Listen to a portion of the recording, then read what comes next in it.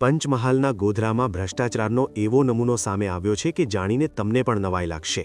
શહેરના મોચીવાડ વિસ્તારમાં નગરપાલિકા દ્વારા હજુ 2 દિવસ પહેલાં જ લાખોના ખર્ચે નવો રસ્તો બનાવવામાં આવ્યો હતો, પરંતુ આ રસ્તો કેટલો મજબૂત છે તેની પોલ પ્રથમ 48 કલાકમાં જ ખુલ્લી પડી ગઈ છે। રસ્તા પરથી વાહનો પસાર થાય તે પહેલાં જ ડામરના પોપડા ઉખડવા લાગ્યા છે, જાણે રસ્તો નહીં પણ રેતીનો ઢગલો હોય। પાલિકાના કોન્ટ્રાક્ટર દ્વારા કરવામાં આવેલી આ હલકી ગુણવત્તાની કામગીરી જોઈને સ્થાનિક રહીશોમાં ભારે રોષ જોવા મળી રહ્યો છે। લોકોનો આક્ષેપ છે કે પ્રજાના ટેક્સના પૈસાનું અંધેર રીતે આંધણ કરવામાં આવી રહ્યું છે।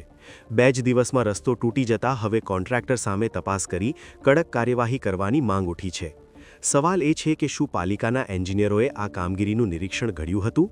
શું ભ્રષ્ટાચારના આ પોપડા ઉખડ્યા બાદ જવાબદારોને સજા થશે કે પછી મામલો દબાવી દેવાશે? આ નબળા રોડ રસ્તા ક્યારેય સુધરશે ખરા? હું ગોધરા શહેરનો રહેવાસી છું। ચોકી નંબર 1 ની સામે મારી દુકાન આવેલી છે। આ રોડ 2 દિવસ થયા છે। શનિવારે રોડ બનાવેલ છે, શનિવારે રાતે, અને સોમવારે તો સવારે રોડ તૂટી ગયેલ છે। અને આની અંદર કોન્ટ્રાક્ટરને તમારે ભ્રષ્ટાચાર બહુ જ છે। તમારે આની ઊંડી મારા પ્રશાસનને એ કહેવું છે કે આની ઊંડી તપાસ થવી જોઈએ। રોડ 2 દિવસમાં કઈ રીતના તૂટી શકે? અને મારું નામ પરમાર રાહુલ છે, હું ગોધરા શહેરમાં રહું છું।